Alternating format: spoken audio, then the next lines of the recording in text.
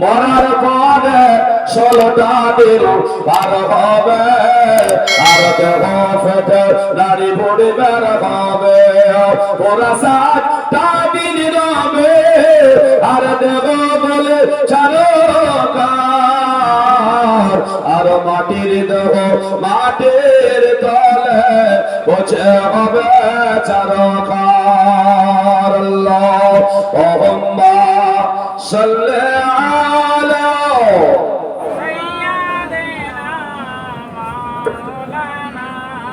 মুহাম্মাদ ওয়া আলা আলি সাইয়্যিদিনা সাল্লাল্লাহু আলা মুহাম্মাদিন মুহাম্মাদ হরদম সবা পাক নামে মুহাম্মাদ হরদম সবা শফিআনা মুহাম্মদ সাল্লাল্লাহু আলাইহি ওয়াসাল্লাম। যাও আলোচনায় যাব। যারা এখানে বসে আছে, দাঁড়িয়ে আছি, বাইরে যারা আছে ওদেরকে তো দেখতে পাই না। বলে তো জীবনে কার নামাজ কাজা নাই? একজনকে হাত উঠিয়ে বলতে হবে আমার জীবনে নামাজ কাজা নাই। কেউ পারবেন? পারবে কেউ? হাজি সাহেব পারবে? এরকম বলতে পারবে কেউ যে আমার জীবনে নামাজ কাজা নাই? পারবে না। আচ্ছা বলে নামাজ যদি কাজা না থাকে,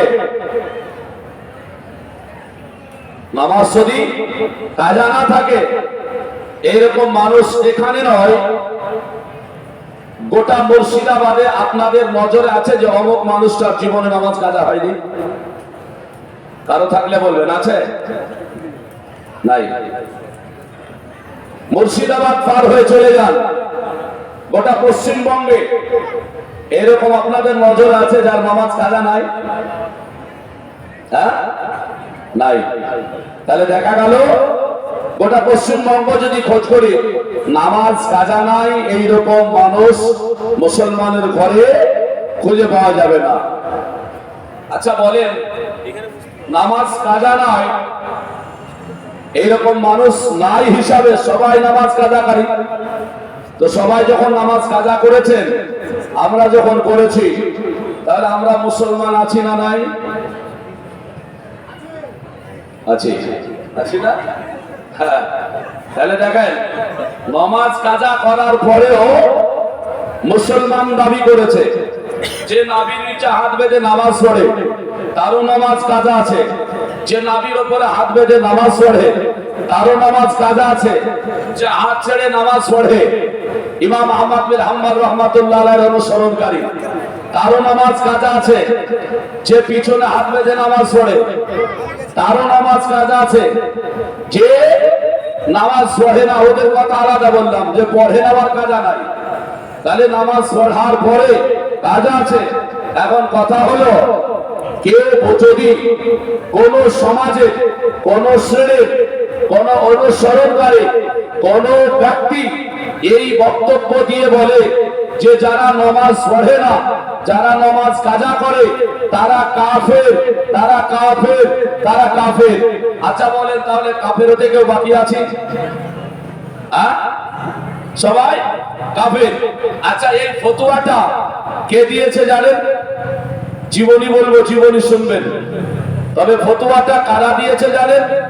ফতোয়াটা দিয়েছে নাভির নিচে হাত বাঁধার লোকেরও নয়।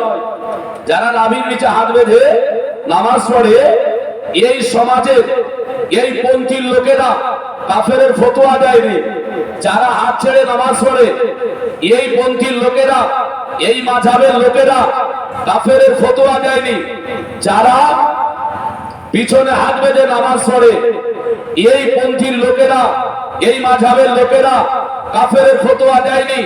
যারা এখানে হাত বেঁধে নামাজ পড়ে তারা কাফের ফতোয়া দিয়েছে যে নামাজ কাজা করে, 4 ওয়াক্ত পড়ে, 1 ওয়াক্ত পড়ে না, বা নামাজ যারা পড়ে না এরা কাফের, কাফের, কাফের।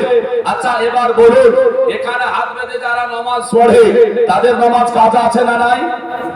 হ্যাঁ, আমাদের নজরে অনেক ভাই বাপসিরা এখানে নামাজ পড়ে, আচ্ছা বলেন তাদের নামাজ কাজা আছে না নাই? ওই ভাইগুলোকে বলবো, ভাই তুমি বলো তোমার বক্তা শাহানুর, তোমার বক্তা আব্দুর রাজ্জাক বিন ইউসুফ, তোমার বক্তা আব্দুল করিম জঙ্গিপুরি, যে নিজের মামিকে নিয়ে পালিয়ে গেছে, নিজে মামিকে নিয়ে পালিয়ে গিয়ে বিয়ে করেছে, আর ও লাঠি নিয়ে খুতবা দিতে আর বক্তব্য দিয়ে বলে নামাজ না পড়লে কাফের কাফের। তো এখন যারা এখানে নামাজ পড়ে, আচ্ছা যারা মুসলমান, ওদের ফতোয়ায় ওরা কাফের, ওদের ফতোয়ায় ওরা কাফের। এই কথা যদি বলতে যাই তাহলে আমরা শুনি আমরাই নাকি খারাপ হয়ে গেলাম, মানে হক বলতে গেলে খারাপ।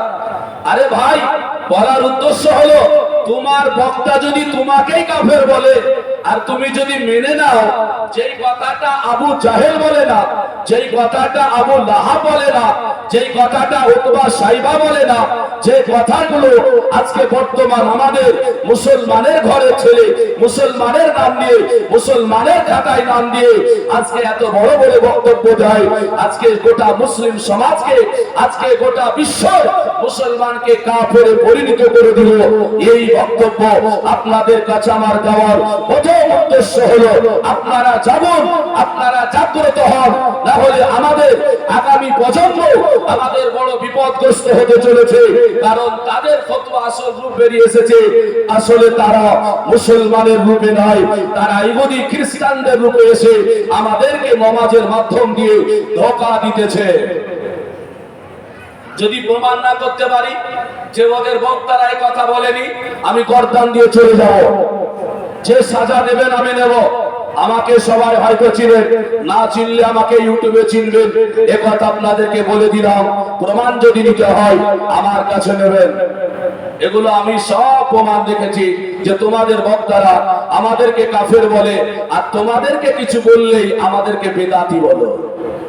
হ্যাঁ, আমরা হক কথা বলি, এর জন্য আমাদেরকে বেদাতি বলো। চলুন তাদের আসল রূপ আরো কয়েকটা কথা বলবো। তবে আজকে মুসলমান আমাদের সমাজে স্বামী আর স্ত্রীর মধ্যে এমন বিচ্ছেদ ঘটতে আরম্ভ করেছে, আমাদের পরকীয়াতে এমন বেড়ে গিয়েছে যে আমাদের সমাজ নষ্ট হতে চলেছে। হচ্ছে না ভাই না? মা ফাতিমা আর হযরত আলী রাদিয়াল্লাহু তাআলা আনহুর বিবাহের কাহিনী নয়, বিবাহের পরের কাহিনী। ওনাদের সংসারের জীবন কি ছিল, আল্লাহর নবী ওনাদেরকে কি শিক্ষা দিয়েছিলেন, এই শিক্ষাটা বলবো। তবে আজকে শিক্ষা নিতে হলে বিবাহিতরা জলসা শুনতে হবে। আর একটা মাস পরে এই লালকাগুলো আসতেছে, এই লালকাগুলোকে একটু ঠেকাতে হবে। লালকা মানে বুঝেছেন 13, 14, 18-র নিচে, খুব বেশি হলে 20-র নিচে ধরে, তাই না? এদের খুব অত্যাচার হবে পুষ মাস আসলে। খারাপ ভাষা বলছি না, চার পায়া জন্তু আছে, তাই না? খারাপ একটা কাজে থাকে, ওই রকম মুসলমান আমরা ভাষা ব্যবহার করি। এই লালকাদের খুব অত্যাচার, কারণ যারা মনে হবে যে যুদ্ধের ময়দানে যাচ্ছে, 3 দিন 4 দিনকার তাবু বেড়ে মাঠে ময়দানে ডিজে নিয়ে তারা গান বাজাবে, বাজাবে না? বাজাবে। শোনো, এই লালকাগুলো আমাদের কি করে জানেন? আমাদের ক্ষতি ধর্মের করে, আমাদের ধর্মের ক্ষতি করে। কেন জানেন? এই লালকাগুলো যে কাজগুলো মাঠে ময়দানে গিয়ে তাবু বেড়ে গোশত দিয়ে ভাত দিয়ে একবারে মিষ্টি দই দিয়ে খাওয়া দাওয়া করতেছে, এটা হারাম হারাম হারাম। শুধু তাই নয়, শরীয়তের দৃষ্টিতে ধর্মের ক্ষতি। কেন? অন্য ধর্মের মানুষেরা আমাদেরকে টিটকারি করে বলছে, মৌলভী সাহেব আমাদের ধর্মটা আপনাদের সমাজে ছেলেরা নিয়ে নিয়েছে, আমাদেরকে বলে গো। আচ্ছা, এটা ঘৃণা লাগে না? আমাদেরকে লজ্জা লাগে না? কত বড় অপমান, অপদস্থ কথা এটা মুসলমান। তাহলে আমাদেরকে বুঝতে হবে যে আমরা কোন জায়গায় আছি। আমি অনুরোধ করব, পছন্দ ভাই, তোমরা খারাপের পথে যেও না, তোমরা ভালো হও, তোমরা ইসলামের একদিন বাহক হবে। ইসলাম একদিন এমন একটা জায়গায় আসতেছে, এই কথাটা আপনাকে বলছি, দুটো শ্রেণীর মানুষের বিপদ হতে চলেছে। এক, ওলামাদের। নাম্বার 2, যারা কাজরি করে অস্ত্র ধরতে পারে তাদের। এই 2 শ্রেণীর মানুষের বিপদ আসতে চলেছে আমাদের ভারতবর্ষে। আমি বললাম আপনারা মিলিয়ে নেবেন, কয়েকটা বছর কাটতে দেন। কেন? তার কারণ হলো মৌলবীরা নেতৃত্ব দেবে, আর যারা অস্ত্র ধারণ করতে পারে, শক্তি আছে, তাদেরকে একটু ঠেকাতে হবে। কারণ মুসলমানের এটা মনে রাখিয়েন, ধর্মের প্রতি আক্রমণ করলে আমার মতো মৌলবি পিছনে থাকবে, কিন্তু যে নামাজ পড়ে না, আবার কি বলে অস্ত্র একটু ধরতে পারে, ধর্মের মহব্বতে সে আগেও যেতে চলে যাবে। এটা আমি দেখেছি অনেক জায়গাতে। হ্যাঁ না, তুই একটা নমাজিকে দিয়ে বললে হবে না, তারা কিন্তু আগে থাকে, বলে ধর্মের ক্ষতি করলে অসুবিধা আছে। এর জন্য বলবো, আগামী দিন তোমাদেরকে ধর্মের বাহক হতে হবে, ধর্ম ঠেকাতে হবে। ইসলামের প্রচন্ড আকারে ক্ষতি হতে চলেছে। আজকে ভারতবর্ষ বলে নয়, সারা বিশ্বে ইসলামের প্রতি আক্রমণ করতে চলেছে। তার একটাই কারণ হলো, ইসলাম যদি আজকে মুছাতে না পারা যায়, তাহলে পরে আমাদের পৃথিবীর বুকে কোনো ধর্ম আগামী দিনে ঠিক থাকবে না। ইসলাম মুছাতে হবে। আর এটাও জেনে রাখেন, ইসলাম যদি মুছার হতো, কারবালার প্রান্তরে মুছে যেত। ইসলাম মুছার হলে কারবালার প্রান্তরে মুছে যেত। ইসলাম মুছে নিয়ে মুছবে না, তবে ইমানদার সংখ্যাই কমে যাবে। মুসলমান, এর জন্য অনুরোধ করব, ভাই তোমাদের মৌলভী সাহেবেরা সবাইকে কাফের বলছে, শুধু আমাদেরকে নয়, তোমাকেও কাফের বলেছে তুমি যদি নামাজ কাজা করো, তুমি যদি নামাজ না পড়ো। আর হানাফিদের মাসআলা হলে, নামাজ যদি কেউ অস্বীকার করে তাহলে সেই ব্যক্তি হলো কাফের। নামাজ যদি অস্বীকার করে তাহলে সেই ব্যক্তি হলো কাফের। নামাজ তারাককারী ছেড়ে দেওয়া, সে হলো জুলুমকারী, অন্যায়কারী, গুনাহগার। তবে কত বড় গুনাহগার বলা হয়েছে, নামাজ যদি ছেড়ে দেওয়া হয়, নামাজ যদি কাজা করা হয়, আল্লাহ পাক রব্বুল আলামিনের কাছে তাওবাতুন নাসুহা করতে হবে। চলুন এগিয়ে যাই। আমার নবী মুস্তাফা আলী ও ফাতিমা রাদিয়াল্লাহু তাআলা আনহার বিবাহ যখন কমপ্লিট করে দিলেন, দেওয়ার পরে বিবাহ দিয়ে দেখেন বাপের কি দায়িত্ব, নবী কি শিখিয়ে দিয়েছেন। নবী আমার বিয়ে দিলেন, দেওয়ার পরে মা ফাতিমা ও হযরত আলী রাদিয়াল্লাহু তাআলা আনহু হাতে হাত দিয়ে দিলেন। দিয়ে নবী ওযু করেছিলেন, ওই ওযু করা পানি কিছু ছিল, ওই পানিটা জামাই আর বেটির মাথাতে ছিটিয়ে দিলেন। জোরে বলি সুবহানাল্লাহ। আর আমাদের বেটির বিয়ে দেওয়ার পরে মেয়েকে শোকানোর সময় বাপকে খুঁজে পাওয়া যায় না, আর নানাকে খুঁজো, আর দাদাকে খুঁজো, আর দাদিকে খুঁজো, সপাতে হবে। এই সপানোর জন্য আর খুঁজে পাওয়া যায় না কাউকে। আরে ভাই, আপনি আপনার মেয়েকে জামাইয়ের হাতে তুলে দেবেন। নবী আমার বললেন ফাতেমাকে, ফাতিমা ওযুর পানি শুধু দিলাম এমনটা নয়, তোমাদের জন্য জীবন সঙ্গিনী বানিয়ে তোমাদের একে অপরের দাম্পত্য জীবন যেন সুখী হয়। আল্লাহর কাছে দোয়া করি তোমাদের মধ্যে যেন শয়তানি ওয়াসওয়াসাটা না চলে আসে। জোরে বলবেন না সুবহানাল্লাহ। জামাইয়ের বেটির জন্য বলছে শয়তানের ওয়াসওয়াসা যেন চলে না আসে। আর শয়তানকে কোরআন বলছে ইন্নাশ শাইতানা লিল ইনসানি আদুউম মুবিন। আল্লাহ বলছেন সন্তান শয়তান মানুষের প্রকাশ্য দুশমন। আর আমরা কাকে দুশমন বানিয়েছি? মসজিদে গিয়ে ইয়ার পাঞ্জরে ও দাঁড়ায় না, ওর পাঞ্জরে ও দাঁড়ায় না। কেন? ভোটের সময় এ এক পার্টি করেছে, ও এক পার্টি করেছে। হ্যাঁ, এটা হলো মুসলমান। হ্যাঁ, এক পার্টি করেছে, ও এক পার্টি করেছে, এর জন্য ওর পাশেও দাঁড়াবে না, ওর পাশেও দাঁড়াবে না, মুসাফা করবে না। এই নিয়াত করে নামাজ পড়তে গেলে নামাজ হয়? হ্যাঁ, নামাজ হবে না। মসজিদে যাওয়ার সময় তো হিংসা নিয়ে ঢুকছো, নামাজ কি করে হয়? আর হিংসা মুক্ত মুসলমান হতে হবে। যদি হিংসা মুক্ত মুসলমান না করতে পারেন, হিংসা মুক্ত মুমিন না করতে পারেন, আপনি মুমিনই হতে পারবেন না। আল্লাহ নবী সাল্লাল্লাহু আলাইহি ওয়াসাল্লাম শিক্ষাটাই দিয়েছেন যে হিংসা দূর করতে হবে। বাইরে যা করলেন করলেন, ওটা খোদার ঘর। হিংসা সব ফেলে দিয়ে আল্লাহকে সাজদা করতে যাচ্ছেন, কে ডানে আর কে বামে, ওদিকে লাভ আছে? লাভ নেই। মুমিন ব্যক্তি আল্লাহু আকবার বলে মসজিদে নামাজ পড়তে গিয়েছে, আপনি তার পাশে দাঁড়াবেন না তো, মধ্যখানে ফাঁকা করে দিয়ে দাঁড়াচ্ছেন। বলে কতটুকু ফাঁকা জানেন? মানে ওই মধ্যখানে একটা মানুষ ঢুকলে ঢুকে যাবে। হ্যাঁ, ওর মধ্যেখানে মানুষ ঢুকে যাবে। বলছে এইরকম করে নিয়াত নিয়ে দাঁড়াতে নাই, ওটাকে কাতায় সাফ বলা হয়, অর্থাৎ কাতার কাটা হয়ে যায়। এই কাতার কাটা যদি আপনি করেন, এ গুনাহগার আপনাকে হতে হবে। কখনো এ ফাঁকা রাখবেন না।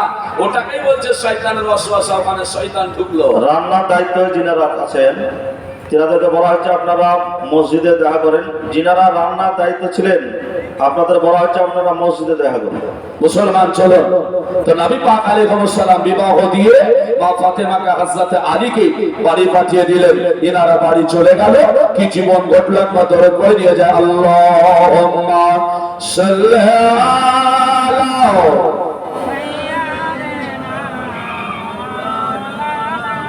মুহাম্মাদ ওয়া আলা সাইয়্যিদিনা মাওলানা মুহাম্মাদ সাল্লাল্লাহু আলা মুহাম্মাদিন মুহাম্মাদ হরদম সাবা পাক নামে মুহাম্মাদ হরদম সাবা শানে কালো শফিআনা মুহাম্মদ সাল্লাল্লাহু তাআলা আলাইহি ওয়াসাল্লাম। বাবা মা ফাতেমা রাদিয়াল্লাহু তাআলা আনহার জীবনী বাবা অনেক শুনেছেন বিবাহর, এজন্য বাবা বিবাহর জীবনী বলবো না, আগেই বলেছি। আল্লাহর নবী মা ফাতেমাকে হযরত আলী রাদিয়াল্লাহু তাআলা আনহুর হাতে তুলে দেওয়ার পরে ওনারা যখন আপনার বাড়ি চলে গেলেন, আমার নবী পাক আলাইহিস সালাম যাওয়া আসা করেন। একটা বছর কাটলো, মা ফাতেমা রাদিয়াল্লাহু তাআলা আনহা পৃথিবীর বুকে একটা জান্নাতি ফুল আপনার যেন দেখিয়ে দিলেন। মা ফাতেমা রাদিয়াল্লাহু তাআলা আনহার কোলে হযরত হাসান রাদিয়াল্লাহু তাআলা আনহু উনি যেন আপনার চলে এসেছেন। আমার নবী মুস্তাফা খবর পেয়ে গেলেন আমার ফাতেমার ঘরে একটা টুকরা চলে এসেছে, ফাতেমার একটা যেন সন্তান জন্ম দিয়েছে। দয়ার নবী রাহমাতাল লিল আলামিন মা ফাতেমার কাছে চলে গেলেন, বললেন ফাতেমা গো তুমি একটা বাচ্চা দিয়েছো বলে হ্যাঁ, কই আমার কোলে দাও। হযরত হাসান রাদিয়াল্লাহু তাআলা আনহু ফাতেমা রাদিয়াল্লাহু তাআলা আনহার প্রথম সন্তান, ওনাকে নিয়ে আপনার যেন কোলে আদর করতে লাগলেন। আল্লাহ আল্লাহ বলে নবী পাক আলাইহিস সালাম দোয়া করে, হে রব্বুল আলামিন আল্লাহ এটা হলো আমার নওয়াসা, এটা হলো আমার নাতি। আল্লাহ গো এদেরকে আমি দুনিয়ার বুকে তোমার পথে শহীদ হতে দেখতে চাই, যারা বলে সুবহানাল্লাহ। পৃথিবীর বুকে আল্লাহর নবী এটা জানিয়ে দিলে আল্লাহ যে হুসাইন আর হাসানের দুশমন হয়ে যাবে, সে যেন আমার দুশমন হয়ে যাবে, আর যে হাসানের বন্ধ করবে সে যেন আমার বন্ধ হয়ে যাবে। এলান করে দিলেন হযরত হাসান রাদিয়াল্লাহু তাআলা আনহু আপনার যেন এইভাবে এক এক করে করে আপনার যেন বড় হবে। এমন সময় মা ফাতেমা রাদিয়াল্লাহু তাআলা আনহা হযরত আলী রাদিয়াল্লাহু তাআলা আনহুকে বলেন, স্বামী আপনার কাছে আমি কোনোদিন আবদার করি নাই, আবদার করব না, তবে আমার বাড়িতে আল্লাহ পাক একটা লাডলা দিয়েছে, একটা যেন সুন্দর বাচ্চা দিয়েছে। তবে স্বামী গো আমাদের ঘরে কিছু খাবারের দরকার, আমাদের ঘরে সেই রকম কোনো খাবার হয় না, তবে সন্তান জগতে এসে গিয়েছে, আল্লাহ তাবারাক ওয়া তাআলা আমাদের ঘরে যেন বরকত দেয়। হযরত আলী রাদিয়াল্লাহু তাআলা আনহুকে বললেন, হযরত আলী রাদিয়াল্লাহু তাআলা আনহু বললেন সে তো ঠিক আছে কোনো অসুবিধা নাই, তবে আমার ঘরে খরচা যদি বেড়েছে, আমার ঘরে খরচা যদি বেড়েছে আমাকে রোজগার করতে হবে।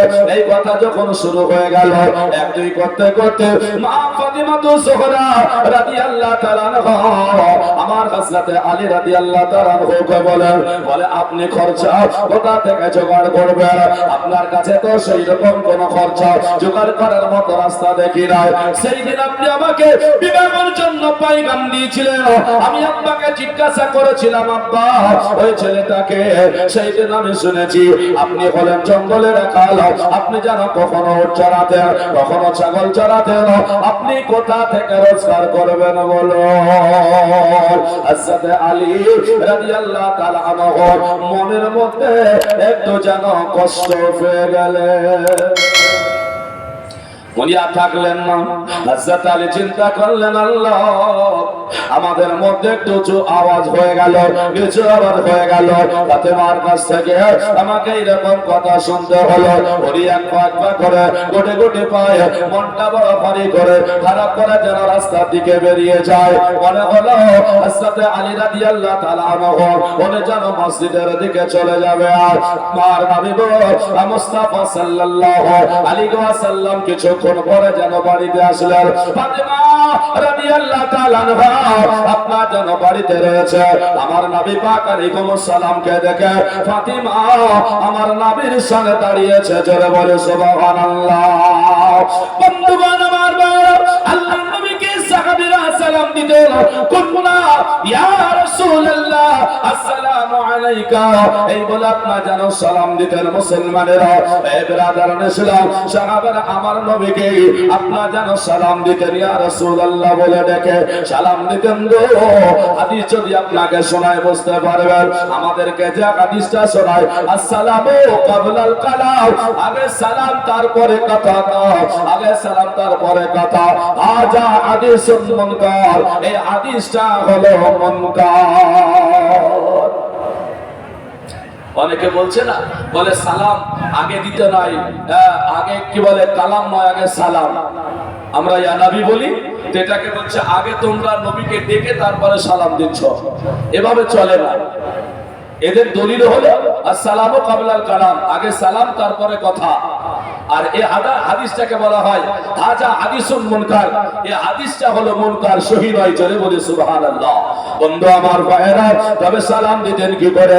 যে হাদিসটা আপনাকে শোনালাম, ওই হাদিসটা কুননা ইয়া রাসূলুল্লাহ আসসালামু আলাইকা, এই হাদিসটা আপনার আজ থেকে 1100 বছর পূর্বে কার লেখা। কতদিনকার বললাম? একটু জোরে বলা যাবে না? কতদিন? 1100। আচ্ছা, 1100 বছর আগেকার মুসলমান এই কিতাব লিখেছে আর এখন লিখছে, তাহলে ওই হাদিস যেটা নবীর পরে পরে কাছাকাছি, ওটাই ভুল নাকি এখনকারটা ভুল? এখন বদমাইশি জুড়েছে না, হ্যাঁ? 1100 বছর আগেকার কিতাব, ওই কিতাবে সাহাবীরা নবীকে ইয়া রাসূলুল্লাহ বলে ডেকে সালাম দিতেন, হ্যাঁ? আর ইনারা বলছেন এটা হবে না। মুসলমান আমার ভাইরা, একবার জানো বুঝতে হবে হাদিস। মা ফাতিমা রাদিয়াল্লাহু তাআলা আনহা আমার নবী মুস্তাফাকে সালাম জানিয়ে দিয়েছে। আমার নবী জানা সালামের উত্তর দিয়ে দিলেন, বললেন ফাতিমা বলো না কেন, কেমন আছো বলো বলো। ফাতিমা বললেন, বলে আলহামদুলিল্লাহ। কেমন আছো বললে কি বলতে হয়? আপনারা আমরা কি বলি? ভালো আছি, চলছে নাকি? বলে না, মুসলমানের কাজ হলো বলে কেমন আছে কেউ যদি বলে, আপনাকে বলতে হবে আলহামদুলিল্লাহ। তাহলে কি হবে জানেন? ইয়া আল্লাহর প্রশংসা হবে। কার প্রশংসা হবে? আল্লাহর প্রশংসা হবে। শুধু তাই নয়, আল্লাহর শুকরিয়া আদায় হয়ে যাবে। আমার আল্লাহ আমার আমল নামায় সওয়াব দিয়ে দেবে। মুসলমান, তাই নবী পাক আলাইহিস সালামের বেটি বললেন আলহামদুলিল্লাহ। নবীর সঙ্গে বাবা কথা হয়ে গেল। ফাতিমা বললেন, আব্বা জান আপনি কেমন আছেন বলুন। আমার রাসূলুল্লাহ বললেন আলহামদুলিল্লাহ। দয়ার নবী, মায়ার নবী, রাহমাতাল লিল আলামিন বলে, বেটি ফাতিমা আজকে বলো বলো, আজকে তোমার বাড়িতে এসে হাজির দিয়েছি, আমার পিচ্চিটা কই কোথায় বলো, আমার আজকে হাসান কোথায় বলো। হাসানের খোঁজ নিবে। এদিকে মা ফাতেমা রাদিয়াল্লাহু তাআলা আনহা উনি বললেন, আব্বা জান হাসাতে হাসান আজকে যেন বাড়িতে আরাম করতেছে, তবে আপনি আর একটা খোঁজ নিলেন না। বলে কি? বলে আপনার জামাইটা কোথায়? আমার নবী বললেন, ফাতিমা বলো না কেন, হাসানের খোঁজ নেওয়ার পরে তো খোঁজ হবে, তুমি বলো আমার আলী রাদিয়াল্লাহু তাআলা আনহু কোথায় গিয়েছে, তোমার স্বামীটা কোথায় গিয়েছে বলো বলো। ফাতিমা বললেন, ওগো দয়ার নবী, ওগো মায়ার নবী, রাহমাতাল লিল আলামিন আজকে জানা শুনুন। বলে কি? আমাদের বাড়িতে একটু যেন কথা উঁচু নিচু হয়েছে, এই কারণে আমার স্বামী আপনার জামাই বাড়ি থেকে মনটা খারাপ করে বেরিয়ে চলে গিয়েছে। ফাতিমা বলছেন, গিয়েছে কোথায়? বলে জানি না কোথায় গিয়েছে, তবে মসজিদের দিকে গিয়েছে। তাই নাকি? বলে হ্যাঁ হ্যাঁ হ্যাঁ। এবার আমার নবী বললেন, ফাতিমা তুমি কি কোনো খোঁজ পেয়েছো? ফাতিমা বললেন, হুজুর গো আমি কেমন করে খোঁজ পাবো, আমি তো বাড়ি থেকে বের হই না, বাড়ি থেকে কোথাও যাই না, খোঁজ তো আমি পাই না। তাই নবী বললেন, ফাতিমা আমি একটু যাই দেখি আলী কোথায় শুয়ে আছে, আমি একটু যাই আলী কোথায় গিয়েছে। আল্লাহর নবী নিজে শুরু হইয়া কোটি কোটি ভাই আপনার যেন রাস্তা দিয়ে চলে যায়। যেতে যেতে দেখলেন আমার নবী পাক আলাইহিস সালাম দেখেন আমার হযরতে আলী আপনার যেন বালিতে ওই মাটিতে আপনার যেন শুয়ে গিয়েছে। কারণ হযরতে আলী জানে আমার নবী মুস্তাফা যেন বলেছে কোন মানুষ যদি তুমি অতিরিক্ত রাগান্বিত হয়ে যাও তাহলে তুমি দাঁড়িয়ে থেকো না, তুমি ইসলাম ধর্ম পালন করো, তুমি হলে মুসলমান, তুমি একটু বসে যাও। তারপরে যদি রাগ কন্ট্রোল না হয়ে যায় আল্লাহর নবী বললেন তুমি বিছানাতে শুয়ে যাবে। আমি রাসূলুল্লাহ বলে গেলাম তোমার মধ্যে রাগ আল্লাহ পাক আর দিবে না। এর জন্য মানুষ অতিরিক্ত যদি রাগান্বিত হয়ে যান তাহলে পারে চেষ্টা করবেন বসে যাওয়া। কেউ যদি রেগে যায় তাকে বসানোর চেষ্টা করবেন, বসে গেলে রাগ কমে যাবে। আলী শুয়ে গিয়েছেন, নবী আমার দেখলেন হযরত আলী রাদিয়াল্লাহু তাআলা উনি যেন আপনার শুয়ে আছেন। উনি দেরি না করে তাড়াতাড়ি করে আপনার যেন আলী রাদিয়াল্লাহু তাআলার কাছে চলে গেলেন। ও মুসলমান আমার ভাইরা, হযরত আলী রাদিয়াল্লাহু তাআলা যেমন আপনারা দেখলেন শুয়ে, আল্লাহর নবী গিয়ে বললেন ইয়া আলী, আলী গো, ও আলী যেমনই বলা সঙ্গে সঙ্গে আবার নবীর ডাক শুনে আমার নবী মুস্তাফা সম্মানার্থে আপনার যেন দাঁড়িয়ে আমার নবীকে সালাম জানিয়েছে। জোরে বলে সুবহানাল্লাহ। তাই তো মদিনার রাসূলুল্লাহর ঘর আপনার যেন রওজার গেটে লেখা আছে আসসালাতু ওয়াসসালামু আলাইকা ইয়া রাসূলুল্লাহ। মুসলমান আমার ভাইরা, শুধু তাই নয় আল্লাহর নবী মুস্তাফা সাল্লাল্লাহু আলাইহি ওয়াসাল্লামের কবর যেখানে আছে আপনার যেন দেখবেন সেই গিরিল উপরে ওইখানেও লেখা আছে আসসালাতু ওয়াসসালামু আলাইকা ইয়া রাসূলুল্লাহ। বলা হয়েছে মুসলমান তুমি আজকে বাংলার সরজমিনে নবীকে সালাম না দিতে পারো, আজকে তুমি চলে যাও ইরাকের জমিনে, তুমি জানো আজকে সালাম না দিতে পারো। পৃথিবীর কোন প্রান্তরে নবীকে সালাম দাও আর না দাও, আল্লাহর নবীর রওজা যখন জিয়ারত করতে যাবে আমার নবীকে সালাম দিতে হবে।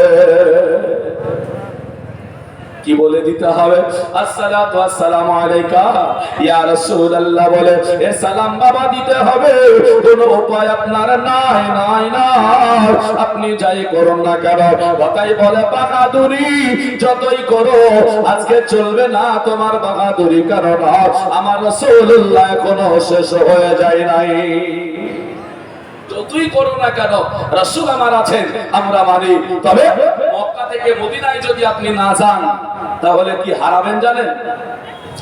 মদিনায় যদি আপনি হজে না যান কি হারালেন? কত বড় সম্পদ আপনার চলে গেল।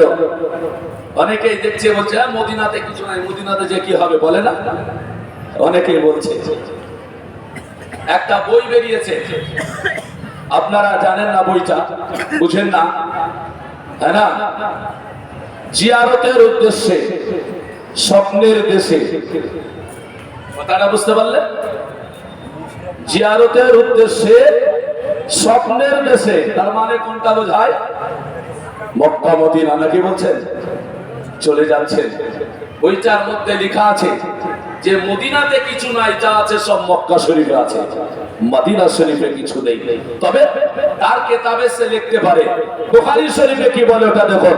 বুখারী শরীফ মুহাম্মদ ইবনে ইসমাঈল বুখারী রাহমাতুল্লাহ আলাইহি তিনি আপনার যারা বলছেন মনজারা আল কবরি ওয়াজিবাত লাহু শাফাআতি, যে আমার কবরকে জিয়ারত করলো আমি রাসূলুল্লাহ আমার উপরে ওয়াজিব হয়ে গেল তাকে শাফাআত করা।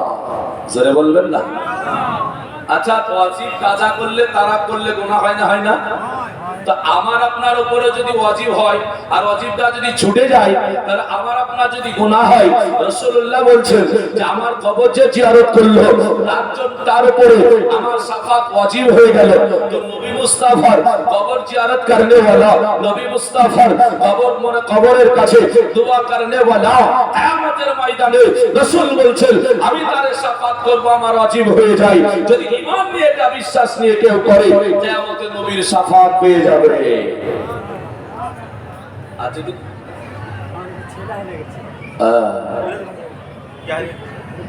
ছেলে হারিয়ে গেছে। আর কত বড়?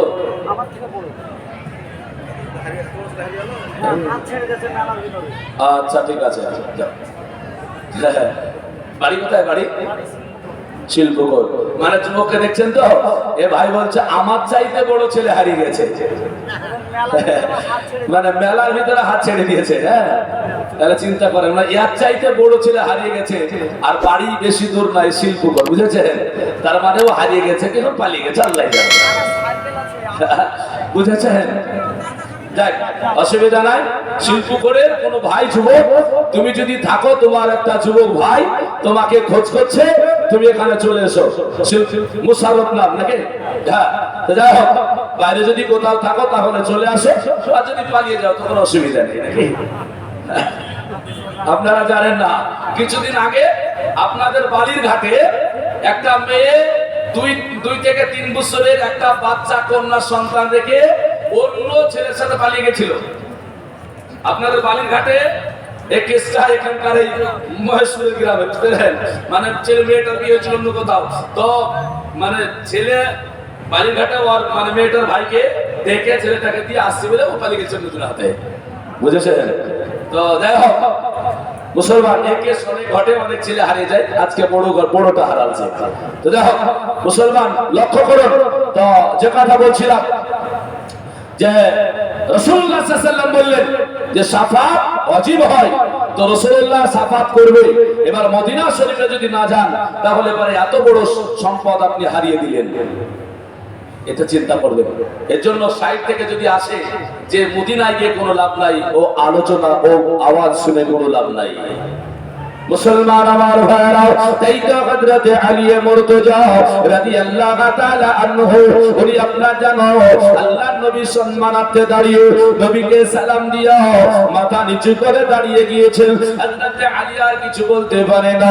আল্লাহর নবী বলছেন, আলী গো, ও আলী গো, আজকে তুমি আমারে বলো, তুমি এই বালিতে কেন শুয়ে আছো, এই মাটিতে রাস্তায় কেন শুয়ে আছো বলো। হযরত আলী কোনো কথা বলে না। আল্লাহ নবী বলছেন, আলী তুমি আজকে যদি আমাকে না বলো, আমি জানি আমাকে তুমি লজ্জা করতেছ, তবে তুমি বাড়িতে যে ঘটনা ঘটেছে সেই ঘটনা সম্পর্কে আমি অবগত, আমি জেনে গিয়েছি। চলো আলী, তোমাকে আর বলতে হবে না, আমার সঙ্গে আলী গো তুমি এখন বাড়ি চলো। হযরত আলী রাদিয়াল্লাহু তাআলা আনহু কোনো কথা বলতে পারে না। আল্লাহর নবী সঙ্গে করে দেখুন কেমন শ্বশুর, সঙ্গে করে নিয়ে হযরত আলীকে বাড়ি আসলেন। বাড়ি আসার পরে যেমন বাড়ির মধ্যে প্রবেশ করেছে, নাম ফাতিমা রাদিয়াল্লাহু তাআলা আনহা আমার নবীকে আর হযরত আলী রাদিয়াল্লাহু তাআলা আনহু দাঁড়িয়ে আছেন দেখে আবার যেন সম্মানার্থে দাঁড়াচ্ছেন। তবে মুসলমানেরা আল্লাহর নবীকে আপনার যেন সামনে ডেকে নিল, বাড়িতে বসার জন্য সুন্দর একটা জায়গা করে দিলেন। জায়গা যেমনই করে দিয়েছেন, আমার নবী বলছেন, ওগো ফাতিমা শোনো, আমার ডান পাশে আলী রাদিয়াল্লাহু তাআলা আনহু বসে রইল, তুমি এসো আমার বাম পাশে বসে যাও। আইরে মুসলমানেরা, কেমন করে শিক্ষা দিতে হয় নবীর কাছে দেখুন। জামাইকে ডান পাশে আর মেয়েকে বাম পাশে বসিয়ে নিলেন। বসে নেওয়ার পরে হযরত আলী রাদিয়াল্লাহু তাআলা আনহুর মাথায় হাত বুলিয়ে দিলেন। বুলিয়ে দিচ্ছেন বাম হাত দিয়ে বেটির মাথায় হাত দেওয়ার পরে বলছেন, আলীর দিকে তাকায়া, ওগো আলী গো, আজকে বলো না কেন, ও ফাতিমা তুমি আজকে বলো, তুমি বলে জান্নাত রানী সরদারিনী। ও আলী, আল্লাহ পাক তোমারে এত ভালোবেসেছে, তোমাকে আসাদুল্লাহ বলেছে, তোমাকে আবু তুরাব বলেছে। ওগো আলী গো, যে আল্লাহ পাক তোমার এত মহব্বত করেছে, আল্লাহ তোমার এত ভালোবেসেছে, তোমাদের মধ্যে এটা কেন হলো? হাত বলিয়ে দিয়ে বললেন, আলী তোমাদের মধ্যে শয়তান জায়গা নিতে চেয়েছে। আজ আমি রাসূলুল্লাহ তোমাদেরকে জানিয়ে দিয়ে গেলাম, এই কথাটা যদি তোমাদের সময়টা দীর্ঘমেয়াদী হতো, তোমাদের মধ্যে শয়তানের ওয়াসওয়াসা ঢুকে যেত, শয়তানের ওয়াসওয়াসা তোমাদের কাছে প্রবেশ করে যেত। না না না না, মানুষ ভুল করে, মানুষ মাত্র ভুল হতে পারে, তবে ওই ভুলটাকে দীর্ঘমেয়াদী করে রাখবে না, শয়তান প্রবেশ করবে। আর যদি শয়তান প্রবেশ করে যায় তাহলে পরে ঈমান ও আমল নষ্ট করে দেবে। আমাদের মুসলমানেরা ও আমার মা বোনেরা ও আমার ভাইয়েরা বাপসিরা, আমাদের মধ্যে যখন স্বামী স্ত্রী কোন রকমের কোন একটু যদি ঝগড়া হয়ে যায়, তাহলে আমরা যেন আর কেউ কাউকে কথা বলবো না, এইরকম টার্গেট নিয়ে যায়। চলে গেলাম, ও চলে গেল, বিছানা আলাদা হয়ে গেল, কথা নাই বার্তা নাই, আপনার যেন ভাত খুলে স্বামীর সামনে থালটা এগিয়ে দিয়ে চলে গেল, তাহলে বললো ভাত রান্না আছে, এইরকম আপনার দেখিয়ে দিল। আল্লাহ নবী বললেন, এইরকম সংসারে যদি কেউ থাকে, জেনে রেখো, ইন্না শাইতান আলিল ইনসানি আদুউম মুবিন, সবচাইতে যার মানুষের দুশমনটা সেটা হলো ইবলিস, আর ওই ইবলিসকে তুমি জায়গা দিলে। আচ্ছা বলুন, এইরকম আমাদের সংসারের জীবন আর আছে? ঘটছে? গড়ে নাই। অনেক মা বোনেরা বলছে, বলে স্বামী আছে কেরালায় নাই, দুবাই না হলে মুম্বাই নাই গুজরাট, বলছে বাড়ি আসবো, বলে আসিয়েন না। বলে কেন? বলে এখনো ঘরের কাজটা বাকি আছে। মানে স্বামীকে বলছে আসিয়েন না, ঘরের কাজটা বাকি আছে। বলে কেন? কেন গ্রিল লাগাতে হবে, এই ঘরটা পটি করতে হবে, এই ঘরটাতে লাইটিং করতে হবে, হ্যাঁ না, সব আইটেম বিবি নিয়ে বসে আছে আর স্বামী বাইরে পড়ে আছে, হ্যাঁ না, কারণ বিবির অ্যাকাউন্টে টাকা ঢুকছে, বুঝতেই পারছেন, যা খুশি তাই করছে। হ্যাঁ মুসলমান, একটা জিনিস মনে রাখবেন, এগুলো কিন্তু শয়তানের ওয়াসওয়াসা প্রবেশ করে। শয়তানের ওয়াসওয়াসা যদি দূর করতে হয়, তাহলে ভুল যদি হয়ে যায় সেটাকে মুহূর্তে সেরে নেওয়ার চেষ্টা করতে হবে, আর যদি না হয় তাহলে অসুবিধা। চলুন, নবী মুস্তাফা আমার শিক্ষা দিলেন, দেওয়ার পরে কি বলছেন একটু এগিয়ে যাব, নবীর মহব্বতে দরুদে নাজারা পেশ করি। আল্লাহুম্মা সাল্লি আলা মাওলানা মুহাম্মাদ ওয়া আলা আলি সাইয়্যিদিনা মাওলানা মুহাম্মাদ সাল্লাল্লাহু আলা মুহাম্মাদিন সাল্লাল্লাহু মুহাম্মাদ হরদম সবাসনে কালো মোহাম্মদ মদহমন বলে নবী নবী আমাজান বলে নবী নবী। কবি বলছেন, ইয়া রাসূলুল্লাহ ইয়া হাবিবাল্লাহটা একটু আমার সঙ্গে বলবেন। না, কবি কি বলেন? ইয়া রাসূলুল্লাহ ইয়া হাবিবাল্লাহ ইয়া রাসূলুল্লাহ ইয়া হাবিবাল্লাহ, আপনি যে আল্লাহর নূর নবী। জোরে বলা যাবে না?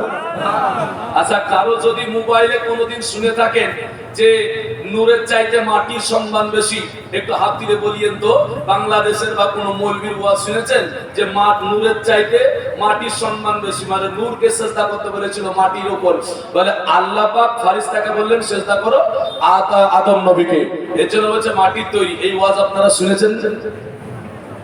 শুনেছেন? শুনেছেন? এই দেখেন, কয়েকজন শুনেছেন। আচ্ছা, তাতে কিছু মনে হয় আরে তাই তো, তাহলে মাটির মর্যাদা বেড়ে গেলে তো নবীর সম্মান কমে গেল নাকি? অতএব নবীকে নূর বললে মর্যাদা কমে না বাড়ে? আর তারা কি বলছে যে নবীকে নূর বললে মর্যাদা কমে যায়, বলে না, যেহেতু মাটির মর্যাদা বেশি। আচ্ছা বলেন, মাটির মর্যাদা বেশি না নূরের মর্যাদা বেশি?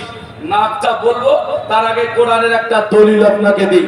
আচ্ছা বলেন, আল্লাহ পাক যে কোরআনে বললেন ইসকালা রাব্বুকা লিল মালাইকাতি ইসজুদু লি আদামা ফাসাজাদু ইল্লা ইবলিসা, এখানে বলুন তো আল্লাহ বলছেন ইসকালা রাব্বুকা লিল মালাইকাতি ইসজুদু, আল্লাহ বলছে যখন ফেরেশতাকে ডেকে বলে তোমরা সাজদা করো, কাকে? লি আদম, কাকে সাজদা করতে বললেন? আচ্ছা, এখানে তো আল্লাহ বলতে পারতেন নাকি লিল আরদ, জমিনকে নাকি? এটা তো বলেননি তুরাব, তুরাব মানে মাটি। আচ্ছা, এটা তো বলেনি যে আল্লাহ যে তুরাব মাটিকে সেজদা করো, এটা বলেছে কি? আদমকে সেজদা করতে বলেছেন। আর আদমকে সেজদা করতে বলা মানে মাটিকে নয়, আদমকে সেজদা করতে বলা মানে হলো মানবকে সেজদা করতে বলা। আদম নবী হলে মানব। এবার মাটিকে যদি সেজদা, তো আদম নবী কি একাই মাটির তৈরি? আদম নবী কি একাই মাটির তৈরি? আপনারা আমরা মাটি তৈরি না? হ্যাঁ, তাহলে আমরা আপনারা যদি মাটি তৈরি হই, তাহলে পরে ফারিস্তা যদি মাটিকে সেজদা করতে বলতো, আল্লাহ তো জানে তাহলে সবার প্রতি হুকুম হবে। এর জন্য বলছে না, আদমকেই সেজদা করতে হবে। আর আদমকে সেজদা করতে বলার উদ্দেশ্য হলো উনি হলেন একজন মানব। এবার কোরআনের আরেকটা দলিল দিয়ে বুঝে যাবেন আমার কথা সাফ। আচ্ছা বলেন, মানবের মর্যাদা বেশি নাকি ফারিস্তার মর্যাদা বেশি? মানুষের মর্যাদা বেশি। আল্লাহ পাকের উদ্দেশ্য হলো যে মাটিকে নয়, আল্লাহ পাকের উদ্দেশ্য হলো মানবকে চেষ্টা করো। এবার মানবের মর্যাদা বেশি, এটা কোথায় লেখা? কোরআন শরীফ সূরা 3 4 নম্বর আয়াত 30 পারা। আল্লাহ বলছেন, শোনো এ দুনিয়ার মানুষেরা, আল্লাহ কি বুঝাতে চাইলেন? আল্লাহ বললেন, লাকাদ খালাকনাল ইনসান। এখানে মালাইকা বললেন না। এই সূরা 3 আয়াতটা আছে না নাই? লাকাদ খালাকনাল ইনসানা ফি আহসানি তাকওয়িম। এখানে লাকাদ খালাকনাল, মালাইকা যদি বলতেন তাহলে আমার আল্লাহ পাক সেই দিন ফারিস্তার মর্যাদা বেশি বাড়িয়ে দিতেন। আল্লাহ বলছেন না, লিল ইনসান, বলছে আমি মানব জাতিকে উৎকৃষ্ট আকৃতিতে ধারণ করেছি, সর্বশ্রেষ্ঠ জাতি করে বানিয়েছি। মানবের চাইতে মর্যাদাবান আর কেউ নাই। জোরে বলে সুবহানাল্লাহ। তাই আল্লাহ বললেন, এ ফারিস্তা, তোমাদের চাইতে আমি মানবকে মর্যাদাবান বানিয়েছি। আর মানব হিসাবে, মানুষ হিসাবে সর্বপ্রথম দুনিয়াতে যাকে পাঠাবো তার নাম হলো আদম। ওই আদমকে তুমি শাস্তা করো। আর ইনারা বুঝে নিলেন না, মাটিকে সেজদা করতে বলছে। মানে আল্লাহ বলছে এক, এরা বলছে আর। আপনি কোনোদিন কোনো মৌলানা যদি থাকে, কেউ যদি কোনো ভাই কথা বলে, আপনি আমাকে ডাকিয়েন, আমি আসবো। আর তাকে বলবেন তোমাকে প্রমাণ করতে হবে যে আল্লাহ মাটিকে সেজদা করতে বলেছে। আর আমি প্রমাণ করব আল্লাহ আদমকে সেজদা করতে বলেছে। দেখবেন আপনাকে বলবেন না, ডাকতে হবে না, ডাকতে হবে না। আর তাদের কথা কি জানেন? বলে তর্ক করা ভালো নয়। মানে এরা এ বুঝাচ্ছে বলে তর্ক করা ভালো নয়। আরে তর্ক কেন করব? আমরা আপোষে আলোচনা করব না। কি বলছে? তর্ক কেন করব? দেখবেন বলছে আসতে হবে না, ও তর্ক করবে, ও ঝামেলা করবে। ওদের ভাষাই হলো শুধু এরা ঝামেলা করবে, কারণ এরা জানে সামনে গেলে অসুবিধা আছে। বন্ধুগণ আমার ভাইরা, এর জন্য নবী পাক আলাইহিস সালাম কি বলছেন, এই দিকে আমাদেরকে একটু লক্ষ্য করতে হবে। তবে রাসূল সাল্লাল্লাহু আলাইহি সাল্লামকে ডাকতে হবে। কবি আমার বলছেন, আমাদের মন বলে নবী নবী, আমার জানো বলে নবী নবী।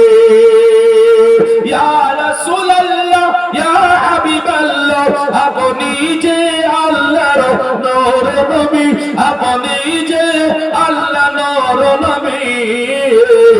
আমাদের মন বলে নবী নবী, আমার জান বলে নবী নবী। তাই তো দুই নয়নে আসে মদিনার ছবি, তাই তো দুই নয়নে আসে মদিনার ছবি। আমাদের মন বলে নবী নবী, আমার জান বলে নবী নবী। ইয়া রাসূলুল্লাহ, ইয়া হাবিবাল্লাহ, আপনি যে আল্লাহর নূর নবী, আপনি যে সাইয়্যিদুল আম্বিয়া। স্বয়ং করে পাঠাইলেন কিবরিয়া, স্বয়ং করে পাঠাইলেন কিবরিয়া। আর দেখায় যে মধুর এ তারাই আল্লাহ গুরু কুরআনের বাণী। আমাদের মন বলে নবী নবী, আমার জান বলে নবী নবী। আল্লাহুম্মা সাল্লি আলা সাইয়্যিদিনা মাওলানা মুহাম্মদ ওয়া আলা আলি সাইয়্যিদিনা মাওলানা মুহাম্মদ সাল্লাল্লাহু আলা মুহাম্মাদিন, সাল্লাল্লাহু আলা মুহাম্মদ। হরদম সবা সে নিকালো নামে মুহাম্মদ, হরদম সবা সে নিকালো শফিআনা মুহাম্মদ সাল্লাল্লাহু আলাইহি সাল্লাম। মুসলমান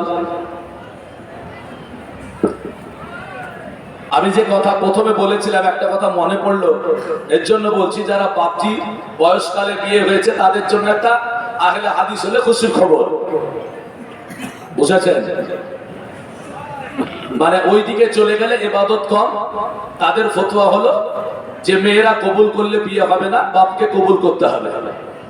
এটা হলো তাদের ফতোয়া যে মেয়েরা কবুল করলে বিয়ে হয় না। ফতোয়া শুনেছেন না শুনেননি? যে বাপকে কবুল করতে হবে। এখন তার চাচাদের এখন একটু আনন্দ হবে নাকি, তাহলে আইলে হাদিস হলে আবার বিয়ে করতে পারছি, কারণ চাচিরা তো কবুল করেছে, চাচা তো আর করেনি, চাচির বাপ তো করেনি নাকি।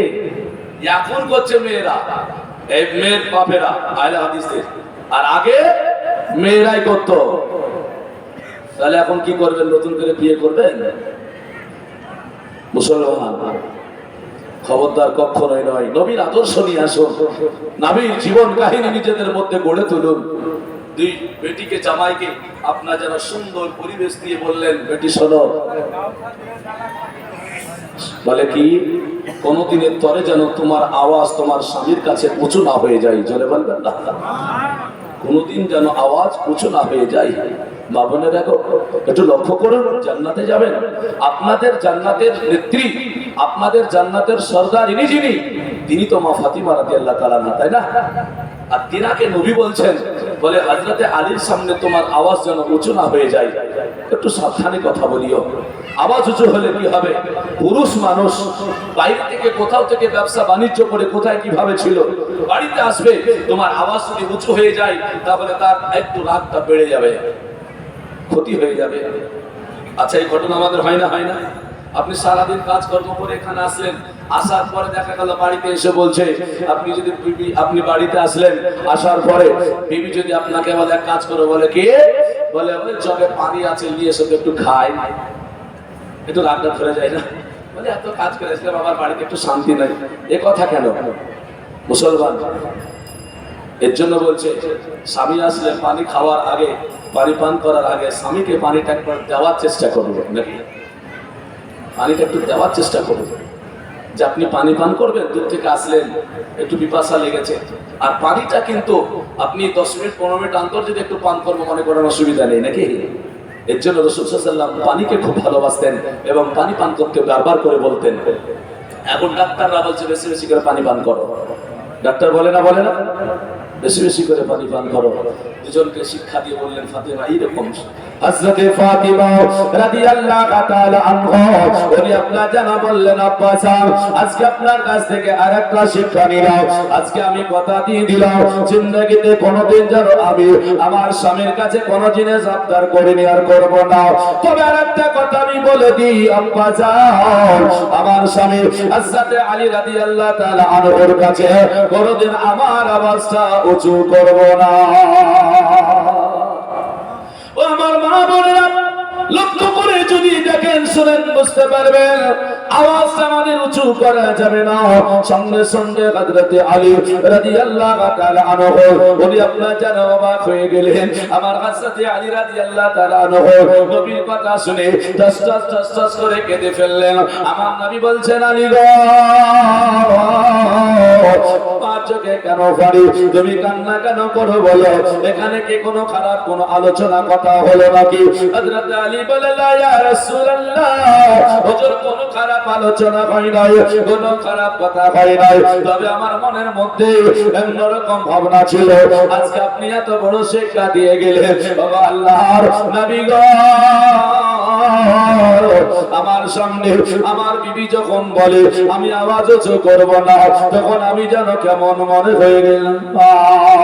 জান জান, আমি আপনাকে কথা দিয়ে দিলাম, আমাদের মধ্যে কোনদিন আর যেন কোন ত্রুটির হবে না, আমাদের মধ্যে শয়তানি ওয়াসওয়াসা আসবে না।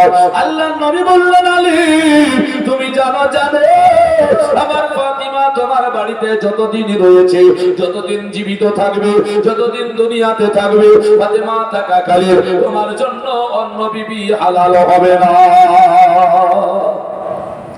মুসলমান, একজন সাহাবীর সঙ্গে যদি আমাদের কোনো আপনার মিল না হয়, বলুন না কেন এমন কে আছে, আপনার এক বিবি আছে, দ্বিতীয় আরেকটা বিবি যদি আপনি বিয়ে করে নিয়ে আসেন, এটা কি আপনার জন্য হারাম হবে নাকি?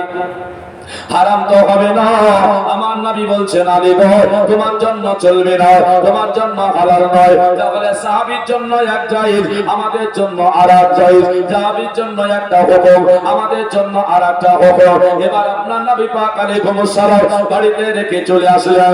নবী আমার গুটি গুটি ভাই বাড়ির দিকে আসলেন। ফাতিমা রাদিয়াল্লাহু তাআলা আনহার দিকে তাকায়া হযরত আলী রাদিয়াল্লাহু তাআলা আনহু বললেন, ও আলী আর ডাক দিয়ে বলেন, বিবি ফাতিমা আমার দিকে একবার চাইয়ে দেখো না। ফাতেমা যেন চোখে চোখ মিলিয়ে দিয়েছে, ফাতেমা যেন আপনার যেন মুখে মুখ আপনার যেন তাকায়া রইল। হযরত আলী বলে, ফাতিমা এখন তোমার একটা কথা বলবো। বলে, বলুন স্বামী, কোনো অসুবিধা নাই। বাবা ফাতিমা আমার কাছে কোন জিনিসের আপনার কোনদিন করো নাই, এখন আমার কাছে কোনো একটা জিনিস চাও, আমি তোমাকে এনে দিতে চাই। আমার ফাতিমা রাদিয়াল্লাহু তাআলা আনহা বললেন, না না না না না, আপনার কাছে আমি কোন জিনিস দেখতে চাই না, আপনার কাছে কোন জিনিস আমি চাই না, আপনার কাছে আমি কোন জিনিস নিতে চাই না, আপনার করতে চাই না। হযরত আলী রাদিয়াল্লাহু তাআলা আনহু তিনি যেন বললেন, না না না, আজকে তোমাকে একটা আবদার করতেই হবে।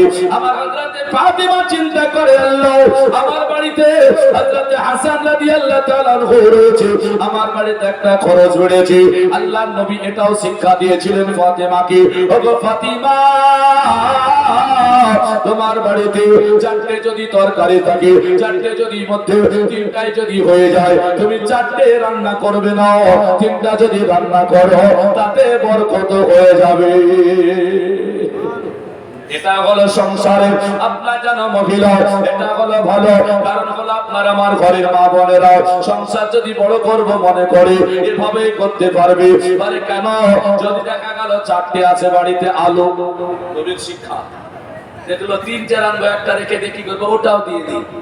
বলছে এটাতে বরকত নেই, এটাতে বরকত নেই। বলে কেন, যেটা দরকার সেটা খরচ করো, যেটা দরকার নাই সেটা খরচ করিও না, এতে তোমার বরকত আসবে না। কেন না, যেখানে তোমার ঘরে নাই তোমার শুকরিয়া আছে, যেখানে তোমার ঘরে নাই তোমার শরীয়ত মোতাবেক কাজ আছে, আল্লাহ পাকের বরকত তোমার ঘরে আসবে। নবী বললেন, ফাতিমা বরকতের দিকে লক্ষ্য করবে, আল্লাহর দিকে একটু ধ্যান দেবে। মুসলমান আমার ভাইরা, তাই ফাতিমা যখন শুনলেন, ফাতিমা বলছেন, স্বামী গো আপনার কাছে টাকা নেই, আপনার কাছে তো পয়সা নেই, আপনার কাছে কিবা দাবিদার হব, কিবা চাইবো আপনি আমাকে আর বলিয়েন না। ফাতিমা বললে, আমাকে আর চাওয়ার জন্য আপনার করিয়েন না। হযরত আলী বলছেন, বলে না না না, তুমি আমার কাছে একটু আবদার করে ফেলো। আমার আলী যখন বারবার করে বলি, ফাতিমা রাদিয়াল্লাহু তাআলা আনহা ওই সময়তে বললেন, বলে স্বামী গো আপনার কাছে যাবার যদি হয়, আপনার কাছে আমি পরার জন্য পোশাক চাইবো না, শুধু আমার জন্য একটা আনার নিয়ে আসবেন, আমার জন্য একটা ফল নিয়ে আসবেন। ওই ফলটা আমি খেলে আমি যেন শান্তি পাবো, খুশি হয়ে যাব, আমার কোনো অসুবিধা নেই। আমার ফাতিমা রাদিয়াল্লাহু তাআলা আনহার এই খাবার চাওয়া দেখে আমার হযরত আলী মুর্তজা রাদিয়াল্লাহু তাআলা আনহা উনি যেন মুচকি মুচকি হাসতে আরম্ভ করলেন। ফাতিমা বলছেন, আলী গো আপনি কেন মুচকি মুচকি হাসছেন আমার চাওয়া দেখে? আমার ফাতিমা যেমন এই কথা বলে, হযরত আলী বললেন, বিবি ফাতিমা আমি মনে করলাম তুমি মনে হয় আজকে আমার কাছে বড় কোনো একটা জিনিস পোশাক চাইবে, আমার কাছে সেটা চাইলে না কেন বলো বলো। ফাতিমা বললে, বাবা স্বামী গো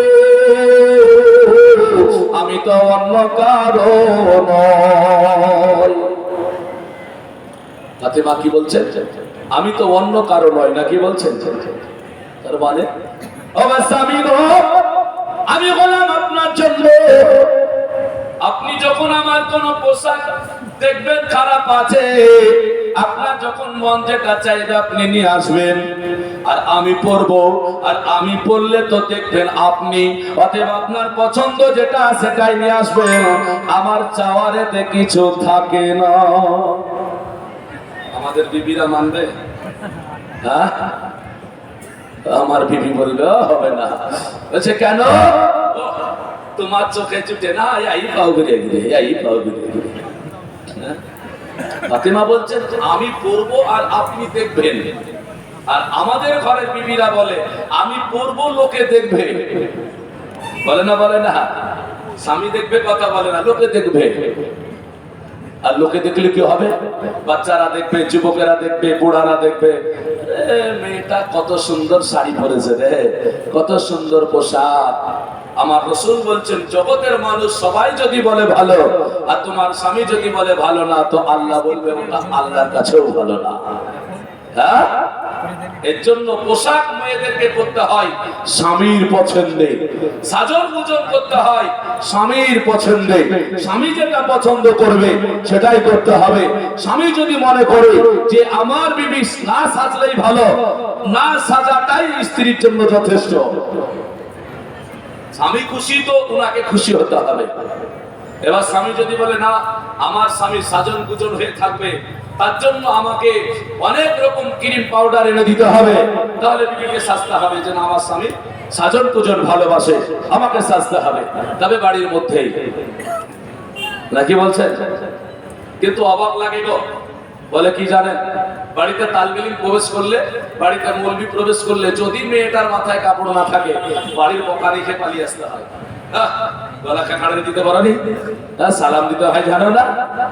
খুব ভালো কথা, এটা বাস্তব। বললেন ঠিক আছে, বেরিয়ে গেল ঠিক আছে, ঢুকেছে অন্যায় করেছে, কিন্তু আপত্তি কোথায় জানেন? একটা তালমিলিম দেখেছে, মুলবি দেখেছে, মোড়ল দেখেছে, অন্যায় হয়েছে, কিন্তু ওই মেয়েটা পরের দিন মেলা খেলায় ঘুরে বেড়াচ্ছে, সবাই দেখছে, আপত্তি নাই। হচ্ছে না, হয় না? ওই মেয়েটাই মেলা খেলায় ঘুরে বেড়াচ্ছে, বাংলার স্বামী দিয়ে বেড়াচ্ছে, ওখানে আপত্তি নাই, কিন্তু একজনা দেখলে আপত্তি হলো। মুসলমান, এটা আমাদের সমাজ। মুসলমানেরা, আমাদেরকে ঐক্য হতে হবে। আল্লাহ পাক রব্বুল আলামিন বলেছেন, ওয়াতাসিমু বিহাবলিল্লাহি জামিআন ওয়া লা তাফাররাকু। আল্লাহ বলেন, মুসলমানেরা তোমরা ঐক্য হয়ে যাও, একে অপরে তোমরা পার্থক্যকারী হয়ে যাও। তবে আমাদের আর ঐক্য হওয়ার রাস্তা নেই। কেন নেই? এই কারণে নেই, আমাদের মসজিদে ইমাম মুক্তাদির মধ্যে ঐক্য নেই, বাইরে হবে। হ্যাঁ, ইমাম আর মুক্তাদি তো এক হতে পারে না। ইমাম বলছে এক কথা, তো মুক্তাদি বলছে আর এক কথা। ইমাম বলছে এইভাবে চলো, তো মুক্তাদি বলছে ওভাবে চলো। তো ইমাম মুক্তাদি যদি এক নাই, বাইরে কি করে হবে? মুসলমান আমার ভাইরা, আল্লাহ আল্লাহ, আমার হযরতে আলী রাদিয়াল্লাহু তাআলা আনহু, তিনি আপনার যেন অবাক হয়ে বললেন, আমি ভেবেছিলাম একটা জিনিস চাইবে, আবার যেন তুমি আর একটা চেয়েছো। না না না না, ও ফাতিমা, আজকে বলো আর কি তোমার কোন জিনিস চাওয়ার আছে বলো। উনি বললেন না, বাড়িতে বাবা 6টা টাকা ছিল, ওই 6টা টাকা অন্য কোথাকার টাকা নয়, আমার ফাতিমা রাদিয়াল্লাহু তাআলা আনহার কাছে আপনার জানা চাদর বিক্রি করা টাকা, ওই টাকা আমার আলী রাদিয়াল্লাহু তাআলা আনহু বের করে নিয়ে আপনার জানা চলে গেল, রাস্তায় হাঁটতে আরম্ভ করেছে। আল্লাহর ফেরেশতারা আল্লাহ পাক রব্বুল আলামিনকে বলে, ওগো মাওলা, তোমার বান্দা হযরত আলী রাদিয়াল্লাহু তাআলা আনহু আজকে জানো 6 টাকা নিয়ে বেরিয়েছে। বলে হ্যাঁ। বলে কি হলো তাতে বলো বলো। আল্লাহ পাক রব্বুল আলামিনের ফেরেশতা আপনার জানো সাইল হিসাবে আমার আলী রাদিয়াল্লাহু তাআলা আনহুর সামনে জানো দাঁড়িয়ে গিয়েছে। আমার আলীকে বলল, আলী গো, আমরা 2 দিন কাল ভোকা, আমাদেরকে কি কিছু খাবার দেওয়া যাবে? হযরত আলী চিন্তা করে, আল্লাহ, অনেক দিন পরে বিবিকে বলে বলে একটা আবদার করাতে পেরেছিল, বিবি আমার যেন আনার খেতে চেয়েছে, তবে আর হলো না, হলো না। আমার কাছে সাইল যখন এসে উপস্থিত হয়ে গিয়েছে, আর দেরি না করে উনি আপনার যেন 6 টাকা ওই আপনার যেন সাইলকে, আপনার যেন ফকিরকে আপনার যেন দিয়ে দিয়ে বললেন, ও ভাইয়া গো, আমার কাছে তো এমন কিছু নাই, আমার কাছে মাত্র 6টা টাকা আছে, তোমাদেরকে 3 দিন করে এই 6টা টাকা দিয়ে দিলাম, তোমরা এই টাকা দিয়ে 2টো খাবার কিনে খেয়ে নিও। মুসলমান কিছু নাই, আপনার যেন দিয়ে দিলে। হযরত আলী চিন্তা করেন, আর যাই হোক, আমার বিবিকে আমি খাবারটা কিছু হলেও পরে দিতে পারবো, কিন্তু ফকির যদি চলে যায় আমি আর পারবো না। বিবিকে তো পরে দেওয়া যাবে এই বলে আপনার যেন দিয়ে বাড়ি চলে আসলেন। আল্লাহর ফারিস্তারা অবাক হয়ে গিয়ে আল্লাহকে বলতে আরম্ভ করলেন, ওগো মাওলা গো, আজকে তোমার বান্দা কত না ভালো। সেই বান্দাকে আল্লাহর ফারিস্তারা তৈরি করতে নিষেধ করেছিল। আল্লাহ কোরআন পাকের মধ্যে বলেন, ইন্নী আ'লামু মা লা তা'লামুন। আল্লাহ বলেছিলেন, আমি যা জানি তা তোমরা জানো না। ওরে ফারিস্তারা তাকায়া দেখো, আমার ফারিস্তা আজকে তাকায়া দেখো কত না ভালো আমার বান্দারা। এবার আমার হযরত আলী বাড়ি আসতে আরম্ভ করলেন, আর যারা মার্কেটে যাওয়া হলো না, চিন্তা করলেন বিবি ফাতিমাকে একটু যেন বুঝিয়ে বলবো। এবার বাড়িতে আস্তে আস্তে ওই রাস্তার মাঝে আবার যেন একটা মানুষের সঙ্গে দেখা হয়ে গেল। মানুষ রূপে আল্লাহ পাকের ফেরেশতা এসে আলীকে বলছেন, আলী একটা কথা তোমারে বলি। বলে, কি হলো? আলী গো, আমি জানো খুব অসহায়ের মতো হয়ে পড়েছে, ওটা আমাকে বিক্রয় করতে হবে, ওটা তোমাকে দিতে হবে, তুমি নাও। হযরত আলী বলে, কেন তুমি কোথা থেকে এসেছো? ওটার মতো আমার কাছে কোনো টাকা নেই, আমার কাছে কোনো পয়সা নেই। হযরত আলী রাদিয়াল্লাহু তাআলা আনহু এই কথা শোনার পরে উনি যেন আপনার অবাক হলেন। বলছেন, আলী গো, আমি তোমাকে দেখে বুঝতে পারলাম তুমি খুব ভালো মানুষ। একটা কাজ করো না। বলে, কি হলো? এই ওটা বাজারে তুমি বিক্রয় করে দেবে, বিক্রয় করে আমাকে 100 টাকা দেবে, তাই নাকি? বলে, হ্যাঁ। হযরত আলী চিন্তা করলেন, আল্লাহ, আমার নবী তো আমাকে শুনিয়েছে, কোরআন পাকের মধ্যে আল্লাহ পাক বলেছে, আল্লাহু বাইয়া ওয়া হারামার রিবা। আল্লাহ পাক বলে ব্যবসা করা হলো জায়েজ আর সুদ খাওয়া হারাম। মুসলমানের ঘরে সুদ বেড়েছে না কমেছে? বেড়ে গিয়েছে। ইবাদত কমবে না বাড়বে? কমে যাবে বাবা। কখনো সুদ খায়েন না। সুদ খেলে কি হবে জানেন? আল্লাহ পাক রব্বে কায়নাতের আযাবের ফেরেশতা বলেছেন, কিয়ামতের ময়দানে রক্ত আর পুঁজের দরিয়াতে ফেলে দেবে। আবুটুকু খেলতে খেলতে আপনার যেন কিনারায় সাঁতার কেটে কেটে আসে। আযাবের ফেরেশতারা বলবে, ওরে আল্লাহর বান্দা, এত কষ্ট কেন পাও? রক্ত পুঁজের দরিয়ায় কেন তোমারে দেওয়া হয়েছে? বলবে, শোনো, অন্য কোনো কারণ নয়, আমরা হলাম সুদখোর, সুদ খেয়েছে। আল্লাহ পাক রব্বুল আলামিন সেই দিন আযাবের ফেরেশতারা বলবে, ওরে দুনিয়ার আল্লাহর বান্দারা, শোনো শোনো, দুনিয়ায় আলেম ওলামার মুখে কি শুনোনি, তবুও কেন খেয়েছো বলো বলো? অতএব দুনিয়ায় যা খেয়েছো এখন তাই আল্লাহ খেতে দিয়েছে, খেয়ে নাও। চিন্তা করুন, মুসলমান কখনো সুদ খাওয়া ধারণাটা নেবেন না। আল্লাহ পাক আপনাকে হাত পা দিয়েছে, আপনি ব্যবসা করে খান। ব্যবসা হলো বড় একটা ভালো জিনিস। আল্লাহর নবী বলেন, পৃথিবীর বুকে 10টা রুজি আছে, তার মধ্যে 9টা রুজি ব্যবসাতে আছে। এর জন্য ব্যবসাতে ধ্যান দিতে হয়, ব্যবসার দিকে লক্ষ্য করতে হয়। আমার আলী মুর্তজা রাদিয়াল্লাহু তাআলা আনহু উনি চিন্তা করলেন, আমি এখন ব্যবসায় যাই। ব্যবসা মানে হলো ওটা বিক্রয় করব আর বিক্রয় করে টাকা দেব। সে যখন আমাকে একটা সুযোগ দিয়েছে, কারণ ওটা 100 টাকা দাম নয়, তার বেশি হবে।